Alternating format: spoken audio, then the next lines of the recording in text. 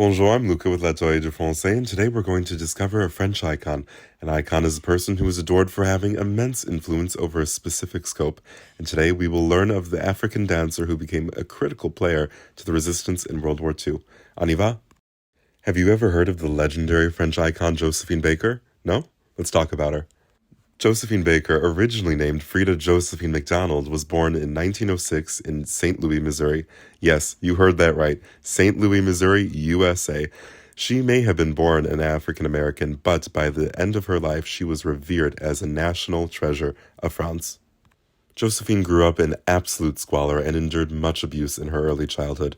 It's hard to merely say that she had a rough childhood when she in fact was not even privileged enough to have experienced a childhood, as she dropped out of school at the young age of 12 years old and married at 13. She received very little formal education, but developed immense street smarts. In fact, it was the streets where she would get her start in performing. This would be the source of much tension between her and her family, as they did not support her desire to pursue a career in entertainment. As one could imagine, America in the late 1910s and early 1920s was not particularly kind to the African American population.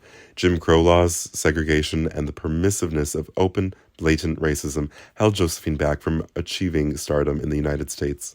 She would decide to move to Paris at 19 years old to pursue a career in entertainment, as there were no legal segregation laws in France. She once was quoted saying, "No, I didn't get my first break on Broadway. I was only in the chorus in Shuffle Along and Chocolate Dandies. I became famous first in France in the 20s. I just couldn't stand America, and I was one of the first colored Americans to move to Paris." End quote. And almost instantaneously, Josephine Baker became a sensation, absolutely adored by the French public. I would go as far as saying Josephine Baker was the living embodiment of the spirit of the Roaring Twenties. Her costumes were both exotic and erotic, and her music promoted the rise of jazz. While performing in Beograd, Serbia, Josephine Baker met Giuseppe Pepito Abatino, the man who would later become her business manager and lover.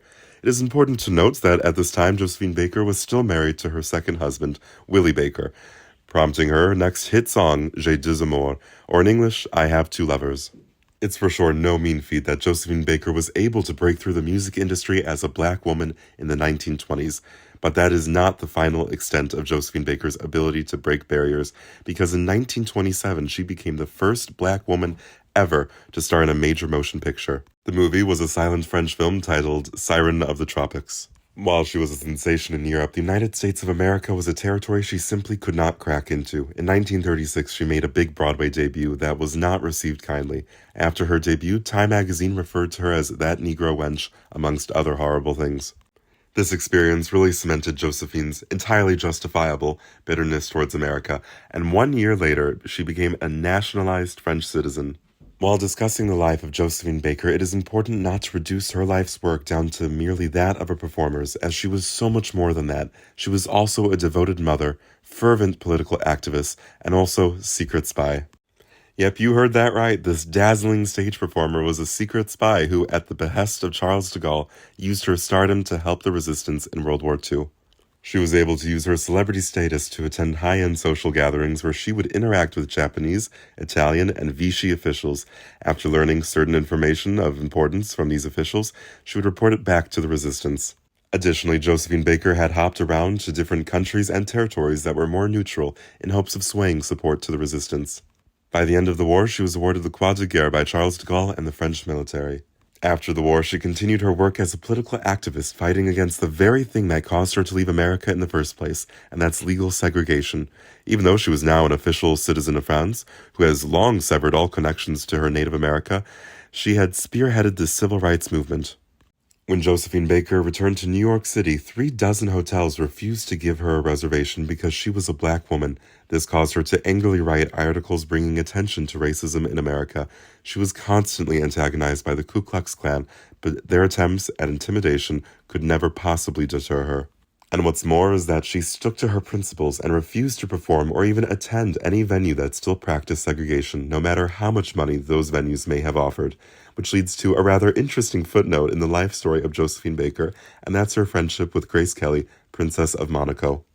Apparently, as a child, still growing up in Philadelphia, Grace Kelly admired Josephine Baker as one of the most talented idols of that generation.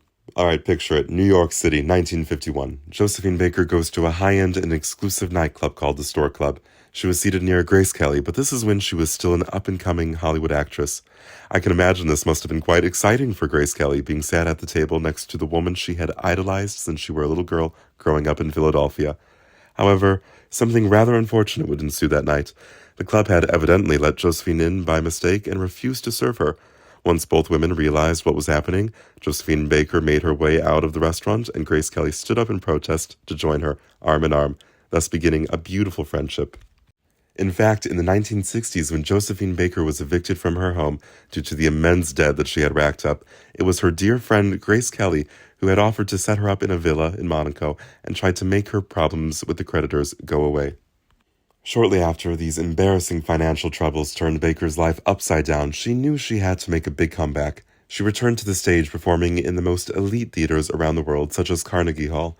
All of her shows became quickly sold out.